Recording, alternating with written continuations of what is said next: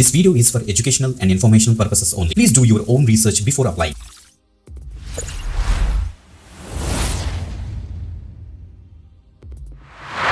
Welcome back again. This is for you watching we దటికి government jobs channel. Guys, government jobs అన్ని కూడా ఈ యొక్క ఛానల్లో మేమైతే రోడ్ అయితే చేస్తాం కాబట్టి క్లియర్ కట్ డీటెయిల్స్ అన్ని కూడా చెక్ చేసుకోండి. సో మన యొక్క ఛానల్లో ఉన్న వీడియోస్ అన్ని కూడా చెక్ చేసుకోండి, రెగ్యులర్గా ఫాలో ఉండే గైస్. ఓకే, ఈరోజు మనకి అంగన్వాడీ ఉద్యోగాలు అయితే మనకైతే నోటిఫికేషన్ అయితే రిలీజ్ చేస్తారు మనకి ఆంధ్రప్రదేశ్ గవర్నమెంట్ వాళ్ళు అనమాట. ఓకే, సో మీరు చేయాల్సిన పని ఏంటంటే మన కామెంట్ సెక్షన్ ఓపెన్ చేసి మీ యొక్క డిస్ట్రిక్ట్ నేమ్ ఏంటో కింద కామెంట్ చేయండి. ఎందుకంటే ఇప్పుడు ఒక పర్టికులర్ డిస్ట్రిక్ట్కి మనకి అంగన్వాడీ వేకెన్సీస్ అరౌండ్ 171 వేకెన్సీస్కి నోటిఫికేషన్ అయితే రిలీజ్ అయింది. ఆ డిస్ట్రిక్ట్ ఏంటి, అసలు ఎలిజిబిలిటీ కేటగిరీ అన్ని కూడా క్లియర్గా డిస్కస్ చేస్తాను అనుకోండి. మీరు చేయాల్సిన పని ఏంటంటే ఫస్ట్ మీ డిస్ట్రిక్ట్ నేమ్ ఏంటో కింద కామెంట్ చేయండి. ఎందుకంటే మీ డిస్ట్రిక్ట్ నుంచి వచ్చిన ఏమైనా నోటిఫికేషన్ వచ్చిన వెంటనే మేమైతే వీడియో చేస్తామన్నమాట, ఈ రోజు నుంచి మిస్ అవ్వకుండా. అందుకే తప్పకుండా కింద మీ డిస్ట్రిక్ట్ నేమ్ కామెంట్ చేయండి. ఎస్, ఈరోజు మనకి అంగన్వాడీ సెంటర్స్లో వర్క్ చేయడం కోసం అంగన్వాడీ అండ్ అంగన్వాడీ హెల్పర్ అంటే 2 డిఫరెంట్ రోల్స్కి ప్రజెంట్ ఈ యొక్క రిక్రూట్మెంట్ అయితే మనకైతే స్టార్ట్ చేశారన్నమాట.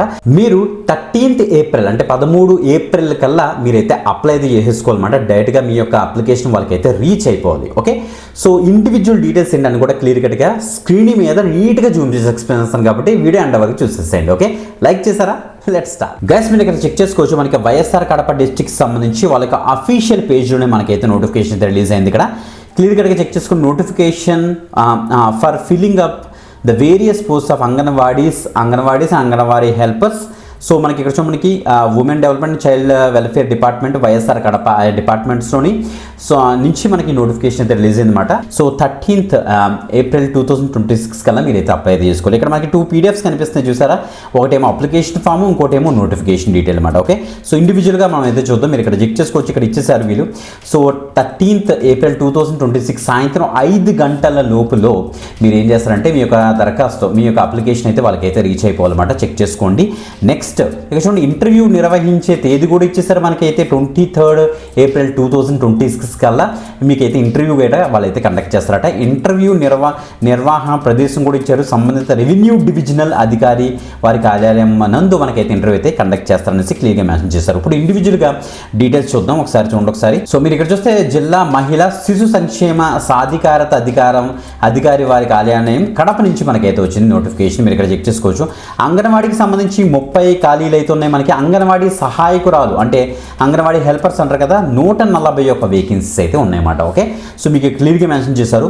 ఫస్ట్ మనకి ఏజ్ లిమిట్ విషయానికి వద్దాం. సో ఎవరైతే మనకి అప్లై చేద్దాం అనుకున్నారో వాళ్ళకి 1st జూలై 2026 కల్లా మీకు మినిమం 21 సంవత్సరాల నుంచి మ్యాక్సిమం 35 సంవత్సరాల లోపు ఉన్న క్యాండిడేట్స్ ఎవరుతున్నారో సో వివాహితులు వాళ్ళందరూ కూడా తప్పకుండా అయితే మీరైతే అప్లై చేసుకోవచ్చు. దరఖాస్తు చేసుకోగోర అభ్యర్థి స్థానిక అంటే ఆ పర్టికులర్ కడప మా పర్టికులర్ మండలానికి సంబంధించి మీరు వివాహిత మహిళ అయ్యి ఉండాలని వీళ్ళైతే చెప్తున్నారు అనమాట.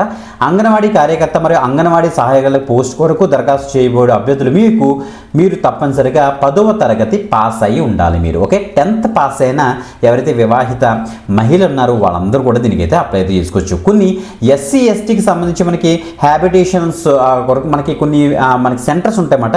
ఆ యొక్క అంగన్వాడీ కేంద్రాలకి ఓన్లీ SC ST క్యాండిడేట్స్ వాళ్ళైతే డైరెక్ట్గా దానికి మీరు అప్లై చేసుకోవచ్చు అని కూడా వీళ్ళైతే చెప్తున్నారు. చెక్ చేసుకోండి. ఓకే, సో ఇక్కడ మనకి ఇచ్చారు ప్రభుత్వంలో కొన్ని పారామీటర్స్ ఇచ్చారన్నమాట. అంటే మనకి ఎలా సెలెక్ట్ చేస్తారనేసి ఏమి ఎగ్జామినేషన్ ఏం కండక్ట్ చేయరు. ఓకే, మీరు సబ్మిట్ చేసిన ఆ యొక్క అప్లికేషన్ బేస్ చేసుకుని వీళ్ళు ఏం చేస్తారంటే మార్క్స్ డివైడ్ చేస్తారన్నమాట.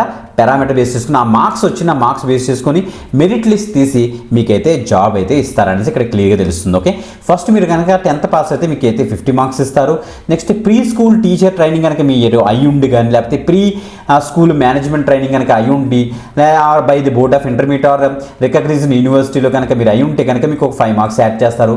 అదే ఎవరైనా వీడియోస్ ఉన్నారనుకోండి వాళ్ళకైతే 5 మార్కులు యాడ్ చేస్తారు. వీడియోస్ విత్ మైనర్ చిన్నపిల్లలు ఎవరైనా ఉంటే వీడియో అయ్యుండి వాళ్ళకి ఇంకో 5 మార్క్స్ యాడ్ చేస్తారు.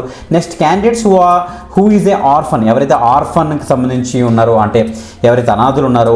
నెక్స్ట్ ఇక్కడ ఇచ్చారు మనకి హ్యాస్ బీన్ ఇమీడియట్ ఆఫ్ బాల సదన్ కానీ గవర్నమెంట్ ఇన్స్టిట్యూషన్లో కానీ గవర్నమెంట్ రికగ్నైజ్డ్ ఇన్స్టిట్యూట్లో కనుక మీరు ఉంటే కనుక మీకు 10 మార్కులు ఇస్తారు.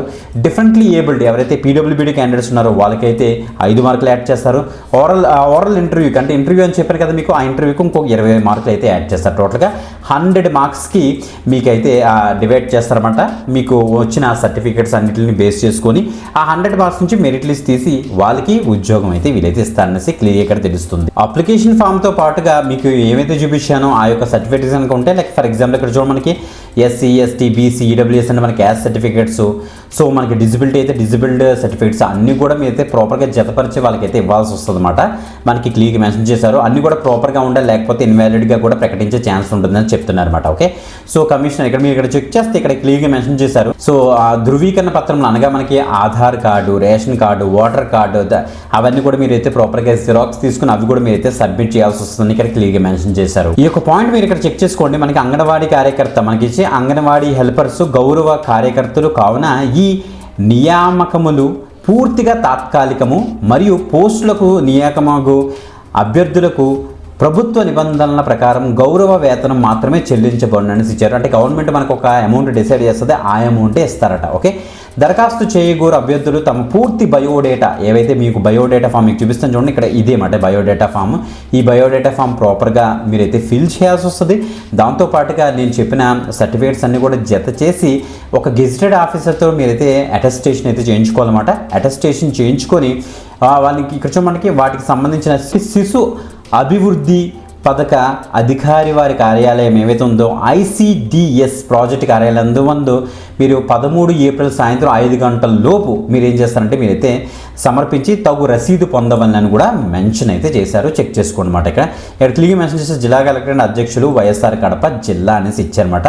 మీరు ఇక్కడ చెక్ చేసుకోవచ్చు. ఇక్కడ డీటెయిల్స్ ఆఫ్ వేకెంట్ పోస్టులు అసలు అంగన్వాడీస్ అసలు ఏవే అంగన్వాడీ సెంటర్స్ మనకి ఖాళీలు ఉన్నాయి, anganwadi workers, anganwadi helpers. Okay, మీరు ఇక్కడ చెక్ చేసుకోవచ్చు.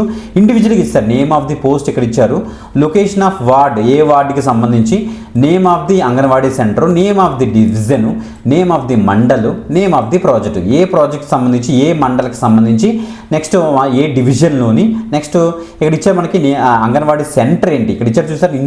ఇండివిజువల్ మీరు చెక్ చేసుకోండి. కడపకి సంబంధించి మనకి ఫస్ట్ అంగన్వాడీ వర్కర్కి సంబంధించి ఫస్ట్ ఇచ్చేసారు, తర్వాత అంగన్వాడీ హెల్పర్స్కి ఇచ్చారు గైస్. ఓకే, ఇలా కిందకి వస్తే ఇక్కడ చూడండి AWH అంటే అంగన్వాడీ హెల్పర్స్, పైన AWW అంటే అంగన్వాడీ వర్కర్స్ అనేసి. ఓకే, మీరు ఇక్కడ చెక్ చేసుకోండి. ఎందుకంటే ఇండివిజువల్గా నేను చదివానంటే చాలా టైం అవుతుంది. మీ యొక్క మండల్ ఏంటి, ఆ యొక్క మండలికి తగ్గట్టుగా మనకి ఏ క్యాస్ట్ వాళ్ళు అప్లై అయితే చేసుకోవచ్చు అని కూడా క్లియర్గా ఇచ్చేసారు ఇక్కడ. ఓకే, ఎన్ని పోస్టులు ఉన్నాయి, సో ఏ కేటగిరీ పీపుల్ దీనికి అప్లై చేసుకోవచ్చు అనేసి కూడా ఇక్కడ ఇచ్చేసారు. మీరు ఇక్కడ చెక్ చేసుకోవచ్చు అన్నమాట. ఇండివిజువల్గా ఇచ్చారు, మీరు ఇక్కడ చెక్ చేసుకోండి. ఇవంతా కూడా టేబుల్ మాట ఇది. ఈ టేబుల్ టోటల్గా చూస్తే మనకి ఇలా కిందకు వచ్చేస్తే మొత్తం అన్ని మండల్స్ కూడా కడపకి సంబంధించి అన్ని కూడా వీలైతే క్లియర్గా ఇచ్చేసారు. సో ఆ యొక్క డీటెయిల్స్ని కూడా చెక్ చేసుకోండి. అరౌండ్ మనకి 141 మొత్తం లైన్స్ అయితే ఉన్నాయి, అన్నీ కూడా చెక్ చేసుకోండి. ఓకే, సో ఇవి మీరు చేయాల్సిన పని ఏంటంటే మీకు చూపిస్తాను చూడండి ఒకసారి. అంగన్వాడీ కార్యకర్త మినీ అంగన్వాడీ కార్యకర్త సహాయకురాలు పోస్టులు దరఖాస్తు పత్రం అనేది మీరు ఏం చేస్తారంటే మీ యొక్క నేము, మీ భర్త పేరు, నెక్స్ట్ పోస్ట్ పేరు దేనికి, కులము, పుట్టిన తేదీ, నెక్స్ట్ విద్యా అర్హత ఏంటి, స్థానిక నివాసం ఏంటి, చిరునామా, next mobile number, Aadhaar card number, voter గుర్తింపు కార్డు నెంబరు అన్నీ కూడా మీరైతే ఇక్కడ ప్రాపర్గా రాసేసేయాలన్నమాట. సో ఎస్ఆ లేదా మనకు ప్రాపర్గా రాసేసి అండ్ కావాల్సిన సర్టిఫికేట్స్ అన్ని కూడా వెనకాల జత చేసి, సో మీరు చేయాల్సిన పని ఏంటంటే మీరు పర్టికులర్గా ఆ యొక్క సర్టిఫికేట్స్ అన్ని కూడా అటెస్టేషన్ చేయించండి. ఓకే, 10th పాస్ అయిన వాళ్ళందరూ కూడా అటెస్టేషన్ చేయించి మీరు డైరెక్ట్గా తీసుకెళ్ళి అయితే సబ్మిట్ చేయండి. ఓకే, ఎవరైతే వేరే డిస్ట్రిక్ట్ వాళ్ళు ఈ యొక్క పట్ల వీడియో ఇక్కడ వరకు చూసారో వాళ్ళ యొక్క డిస్ట్రిక్ట్ నేమ్ అయితే కింద కామెంట్ చేశారంటే ఆ యొక్క డిస్ట్రిక్ట్కి సంబంధించి ఎలాంటి నోటిఫికేషన్ వచ్చినా సరే మేమైతే వీడియో అయితే చేస్తాం. ఓకే, ఇంకొక ఎక్సలెంట్ ఆపర్చునిటీతో మళ్ళీ కలుద్దాం. అంతవరకు సెలవు, బాయ్.